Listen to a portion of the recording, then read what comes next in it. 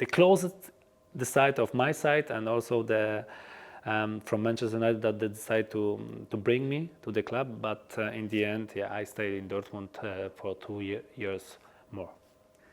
If you could build a five-a-side team with players that you've played with. Oh, that I was playing, or like it doesn't matter that. It's like it's so tough. It's so tough, but.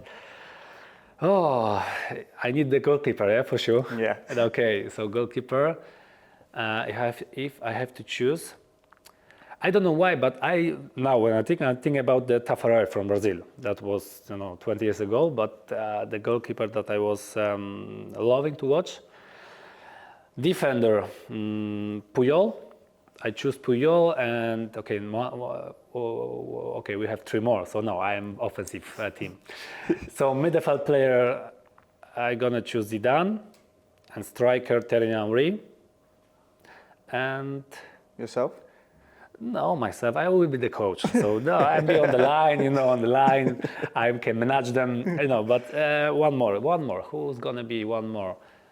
The prime of Ronaldinho.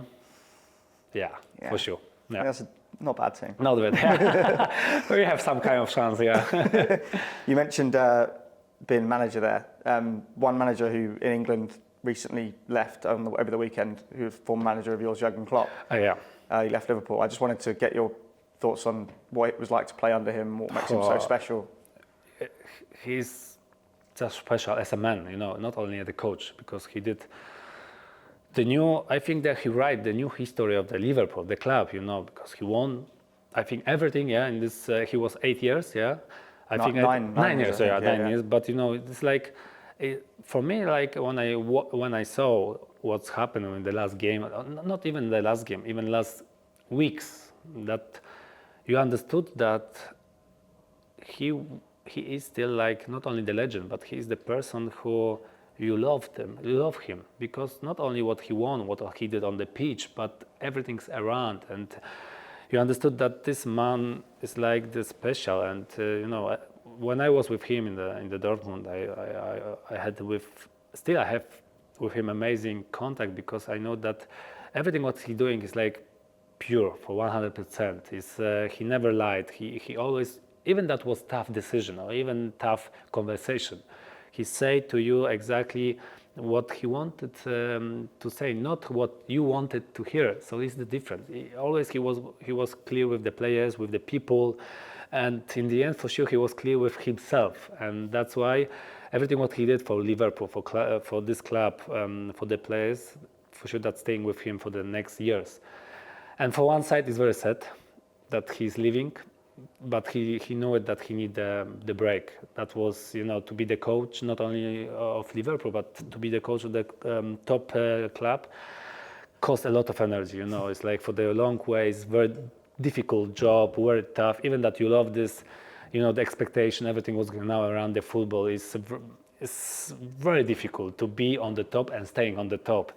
And he knows excellent, maybe not only him, but his family, that for him, if you want to do this for 100%, you have to be always ready. And I think that the moment came that he has to say it's enough and it's time to say goodbye. But for one side it's very sad, but for another side I know that he needs this, and I'm very grateful for everything what he did, what kind of person he is, and I think that so many fans gonna miss him a lot. Okay. You obviously you were together at Dortmund. They're in the Champions League final coming up. Obviously, you would rather it have been Barcelona, but you were in the Champions League final with Dortmund 11 years ago now, and obviously came up short that time. And you've gone on to win the Champions League. Will you be rooting for Dortmund in the final at Wembley? Yeah, I would like that Dortmund is going to win the Champions League final, because if I'm thinking about the last final in Wembley, that the same stadium, and now the Dortmund playing again in the final, that will be also, Marco Reus, the last game. This history also is like a beautiful story of Marco Reus and story of the Dortmund. And that will be perfectly finished, like the last game. Of course, I know that they're playing against Real Madrid.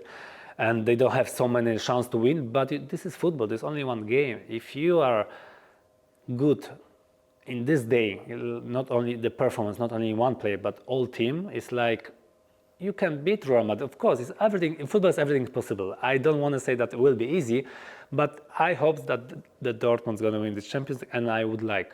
This is my the dream maybe also, and I'm gonna look this game and I keep cross finger for Dortmund for 100%. Obviously, you spent a number of years in Germany. Now you're in Spain. You never played in England. Unfortunately for us, you never played in England. Everyone knows about the talks years back with Blackburn, and that's a funny, obviously, a hilarious story. Was there any other time where you were close to moving to England, or was that ever a thought in your head? Or Well, yeah, it was a few times that maybe not very close, but was like the conversation, and I was starting to thinking about this. Yeah, of course, many clubs, but also, yeah, I have to say that I was decided to go to Manchester United. I remember when I was speaking with Sir Alex Ferguson, and I was already like decided. Okay, if Alex called to you, I was, I don't know, 23 years, maybe something like that, 22 years old, 23 years.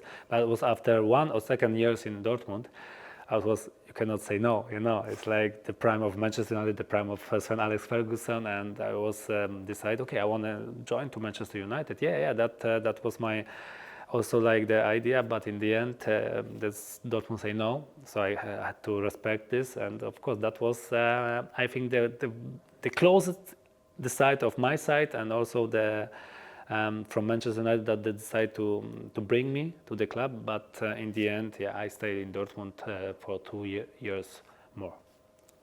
That's interesting. The last serious point I wanted to make was obviously the Euros coming up.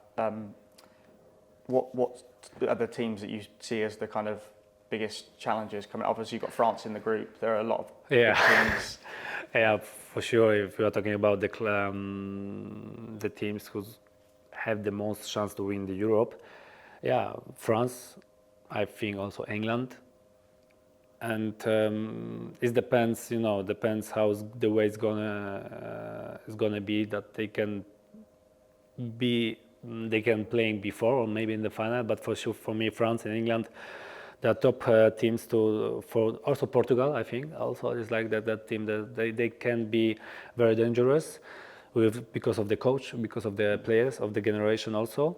These 3 teams for me, they are the most they have the most valuable teams and the players for sure. Just very lastly, the last question. This is a jokey one, but do you still eat dessert first?